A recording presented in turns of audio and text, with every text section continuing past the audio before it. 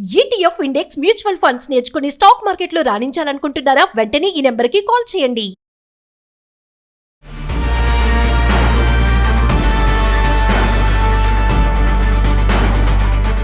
నమస్తే, welcome back to Suman TV. Present మనతో పాటు ఉన్నారు TEDx speaker, legendary award winner in real estate, realtor oxygen and founder doctor Nandi Rameshwar Rao. నమస్తే sir. నమస్తే. Sir, ఇప్పుడు నాదొక క్వశ్చన్.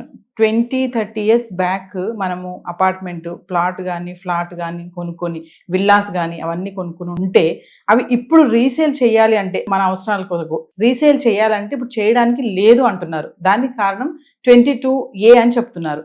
అసలు ఏంటి సార్ ఈ 22A ఏంటి? ఎందుకు మనం రీసేల్ చేయకూడదు? మన ప్రాపర్టీ మనం రీసేల్ చేయడానికి అభ్యంతరాలు ఏంటి అంటే అసలు ఇదేంటంటే ఒక 30-40 years మన టెక్నాలజీ లేదు, చెక్కింగ్ పాయింట్స్ లేవు, అట్లా అప్పుడు అంత డెవలప్మెంట్ లేదు, అంత టెక్నాలజీ లేదు, అంత ఐడియా లేదు, అన్ని అప్రూవల్స్ లేవు. ఈ అప్రూవల్స్ అనేది రోజు రోజుకి కొత్త అనుభవాలతో మోసాలను ఎలా అరికట్టాలనేది గవర్నమెంట్ తాలూకా ప్రపోజల్. ఇది యాక్చువల్లీ ఇవాళ కొత్తగా మాట్లాడుతున్నారు, కానీ 1908లో బ్రిటిష్ ప్రభుత్వంలో పెట్టింది. కాకపోతే అప్పుడు సోషల్ మీడియా లేదు, యూట్యూబ్ లేదు, ఎక్స్పోజర్ ఎక్కడ ఉంది? ఇప్పుడు మనం ఏమనుకుంటాం, మర్డర్స్ ఎక్కువ అవుతున్నాయి, యాక్సిడెంట్ ఎక్కువ అవుతున్నాయి అనుకుంటాం. అంత ముందు కూడా అయ్యేవి, కానీ మనకు కనిపించేవి కాదు. ఇప్పుడు కనిపిస్తున్నాయి హైలైట్గా. ఇప్పుడు కొన్ని ఛానల్ ఎక్స్క్లూజివ్ వేస్తారు, పక్క ఛానల్ ఇంకోటి వస్తుంది. కట్ చేస్తే 1999లో ఇది ఒక లిస్ట్ చేశారు.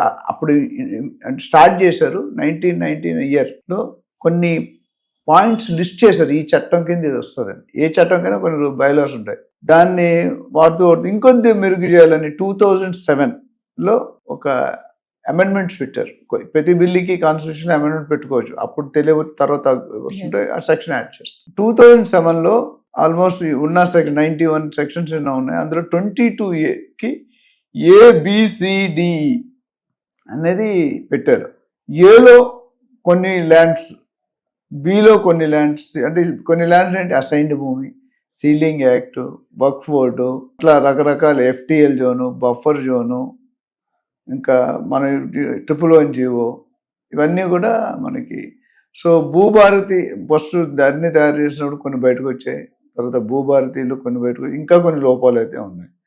సో అది మీరు ఇప్పుడు అన్నారు కదా, 20-30 సంవత్సరాలు కట్టేసినప్పుడు మరి ఎలాగిచ్చారు గవర్నమెంట్? అప్పట్లో చట్టాలు, మరి అప్పట్లో రిజిస్ట్రేషన్ ఇవన్నీ అప్పట్లో అంత అవగాహన లేదు మనకి. అంటే చీటింగ్ కూడా ఈ మధ్యలో ఎక్కువైపోయింది. అసలు ఎందుకు ఎక్కువైంది తెలిసిన రీజన్, ల్యాండ్ వాల్యూ విపరీతంగా 237 కోట్ల ఎకరం. ఒకప్పుడు అసలు కామన్ ఏరియా అనేది ఉండేది కాదు, 5%, 10%. ఇప్పుడు 30-35% గేటెడ్గా ఉంటుంది. అంటే ల్యాండ్ బిల్డర్ ఎవరు కూడా, బిల్డర్ కానీ కొనుక్కున్నాడు ఎవరు కూడా 1 ఇంచు జాగా ఫ్రీగా వదలరు.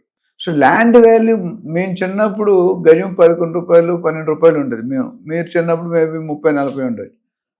సో అప్పుడు పెద్ద 35 రూపీసే కదా అని. ఇప్పుడు అలా కాదు, ఏమైనా వదిలితే గజం 5 లక్షలు ఉంది.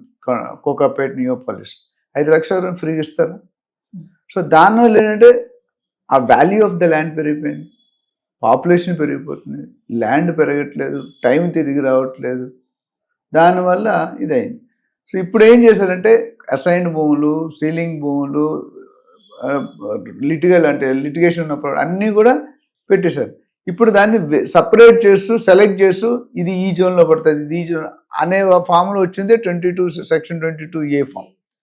సో దానివల్ల ఏమవుతుందంటే ఇప్పుడు రీసేల్ చేసుకోవాలంటే పాత రూల్స్ అని కొత్త రూల్స్ ఫాలో అవుతున్నారు. పాత రూల్స్ అప్పుడు కొనివి.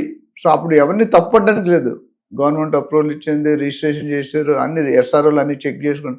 కాకపోతే రాను ఇప్పుడు హైడ్రా ఏమైంది, అక్రమ భూములు, అక్రమ చెరువులు అన్నీ కూల్చేసి ఆక్యుపై చేస్తారని కూల్చారు. ఇప్పుడు ఏమవుతుందంటే ఒక సర్వే నెంబర్లో ఎగ్జాంపుల్ 20 acres గవర్నమెంట్ ఉంది, పక్కన 50 ఎకరాలు ప్రైవేట్ ల్యాండ్ ఉంది, కలిపేస్తున్నారు. రెండు పక్కనే కదా, ఖాళీగా ఉన్నది. అట్లా రివర్స్, ఒకవేళ గవర్నమెంట్ ఎక్కువండి ప్రైవేట్ తక్కువ కలిపేస్తున్నారు. సో అందుకని సర్వే నెంబర్లు చేసుకుని నాలా కన్వర్షన్ ఇవన్నీ బయట.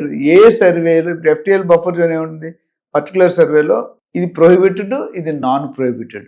ప్రొహిబిటెడ్ అంటే మీకు తెలుసు, తీసుకోవాలి లెక్కలో. నాన్ ప్రొహిబిటెడ్ అంటే తీసుకోవచ్చు, అంటే మీకు ప్లస్ అండ్ మైనస్. సో దీనివల్ల ఏమైందంటే ఇప్పుడు మైక్రో ల్యాండ్స్ పెట్టి చూస్తున్నారు. ఎస్పెషల్లీ హైడ్రా వచ్చిన తర్వాత ఇనిషియల్గా కొద్ది ఇబ్బంది అయినా, హైడ్రా వల్ల కొన్ని వేల కోట్లు, కొన్ని వేల ఎకరాలు గవర్నమెంట్కి సరెండర్ అయినాయి. అయితే ఇప్పుడు కేసు వేస్తారు, సపరేట్ కేసు, దాన్ని ఏదో ప్రూవ్ చేసుకో, హైదరాబాద్ కమిషనర్ కేసు వేస్తారు. అయితే ఓవరాల్గా చూసుకుంటే ఈ ప్రాసెస్ చేయడం అంటే మంచిదంటే మంచిదే, కాకపోతే ఎట్ వాట్ కాస్ట్. ఇప్పుడు వాళ్ళు డబ్బులు ఇచ్చి 20 సంవత్సరాలు కూడా ఉంటున్నారు. ఇప్పుడు నువ్వు సడన్గా నేను కూలగొడతాను, నీకు రిజిస్ట్రేషన్ అంటే అమ్ముకోనందుకు పర్లేదు, అమ్మాలనుకుంటే వాడు డబ్బులు రావు. మరి అమ్మాలంటే ఏం చేయాలి? గవర్నమెంట్ నీ మీద కేసు వేస్తుంది. సొల్యూషన్ ఏంటంటే మనం డీటెయిల్గా ఎవరైనా ఫోన్ చేసి చెప్తాం. ఫస్ట్ కలెక్టరేట్కి మీరు అప్లై చేసుకోవాలి. సార్ నాది అప్పుడు కొన్ని అన్ని పర్మిషన్ కొన్నాను, నాది సెక్షన్ 22A రాకూడదు అని కలెక్టర్కి ఇస్తే collector will do is own survey. Digital survey వచ్చేసింది బౌండరీస్ కానీ ఆన్లైన్ మీరు చూసుకుంటే. సో అక్కడ కలెక్టర్ కొంతవరకు అథారిటీ ఉంటుంది, దే కెన్ సాల్వ్. వాళ్ళ దగ్గర ఓకే కాలేదు, వాళ్ళ దగ్గర కూడా రిజెక్ట్ అయింది. Next option boundaries and surveys అని ఒక డిపార్ట్మెంట్ ఉంది, దానికి అప్లై చేసుకోవాలి. దాంట్లో చెక్ చేస్తారు, కొన్ని ఓకే అవ్వచ్చు, దాంట్లో కూడా ఓకే కలదు. మరి ఏంటి, మరి ఓనర్ పోగొట్టుకోవాలా? మూడో ఆప్షన్, లాస్ట్ ఆప్షన్, కోర్టుకి వెళ్ళాలి. ఇక కోర్టు నిర్ణయం ఫైనల్. సో ఇది ఎవరైతే ఇబ్బంది పడుతున్నారో వాళ్ళకి తెలియకుండా జరిగింది, ఎందుకంటే వాళ్ళు అప్పుడుకున్న రూల్స్ ఫాలో అయ్యారు. ఇప్పుడు నేను మా ఇల్లు సెకండ్ వార్డ్లో 30 years బ్యాక్ ఉన్నా, అప్పుడుకున్న రూల్స్. ఇప్పుడు వస్తా ఆ సిటీ మధ్యలో సడన్గా 22A వస్తే మనం ఏం చేస్తాం? ఆక్యుపైడ్, అసైన్డ్, అయినా చాలా రకాలు ఉన్నాయి అందులో. వర్క్ బోర్డ్ అంటే నీకు తెలుసు, ఆ పర్టికులర్ కమ్యూనిటీ చాలా గొడవ చేస్తారు. ఇవన్నీ చూసుకుంటే గవర్నమెంట్ అనేది they are working out and amicable method. అంటే అటు గవర్నమెంట్ ఆస్తులు కూడా వదులుకోరు కదా, వాళ్ళకి మనం భూములు కానీ మనం కట్టేసుకున్నాం. సో దానికి అప్పుడు చెక్ చేయాలంటే ఎందుకు చెక్ చేయాలని నా దగ్గర కూడా ఆన్సర్ లేదు, ఎందుకంటే అప్పుడు ఉన్న సిస్టమ్ వాళ్ళు ఫాలో అయ్యారు. అంటే దీనివల్ల సార్ మరి ప్రజలు కానీ మార్కెట్ వర్గాలు కానీ ఇబ్బందులు పడుతున్నారు కదా, మరి ఎంతవరకు సమంజసం ఇది? అంటే నీకు రాసి పెట్టుంటే నీ పెళ్ళి అవుతుంది, లేకపోతే అవ్వదు. అంటే నాకు రాసి పెట్టుంటే నా ఓనర్షిప్లోకి వస్తుంది, లేదు, ఎందుకంటే it's a common problem. But నాకు తెలిసి ఈ 3 levels సెక్యూరిటీ చెక్ 1, 2, 3 3, అటు కలెక్టరేట్, ఇటు బౌండరీస్ డిపార్ట్మెంట్ అండ్ కోర్ట్, మూడిట్లో తప్పు ఉండదు. నువ్వు నిజంగాను ఒరిజినల్ డాక్యుమెంటేషన్ ప్రూఫ్ లేదు, ఇంకా బిల్డర్ తప్పు చేసాడు, లేకపోతే అప్పుడు గవర్నమెంటే తప్పు చేసినా ఏదైనా తేలితే వాళ్ళకి ముట్టుగా పెడతారు. సో నాకు తెలిసి సామాన్య ప్రజల్ని దృష్టిలో పెట్టుకుని గవర్నమెంట్ అనేది పాలసీలు తీసుకుంటారు. ఇప్పుడు హైడ్రాలో ఇనీషియల్గా కొద్దిగా మిస్టేక్ చేసిన తర్వాత కరెక్ట్ చేసుకున్నారు. ఇప్పుడు హైడ్రా అంటే అందరికీ ఇది అవేర్నెస్. ఇప్పుడు ఏం చేస్తుంది, నెక్స్ట్ ఇల్లు ముందు హైడ్రా వచ్చినప్పుడు మన హైడ్రా రానప్పుడు లేక్ వ్యూ అపార్ట్మెంట్స్ అని పెట్టారు. హైడ్రా వచ్చాక ఎవరు లేక్ వ్యూ అని పెట్టారు, లేక్ అంటే FTL జోన్ అని.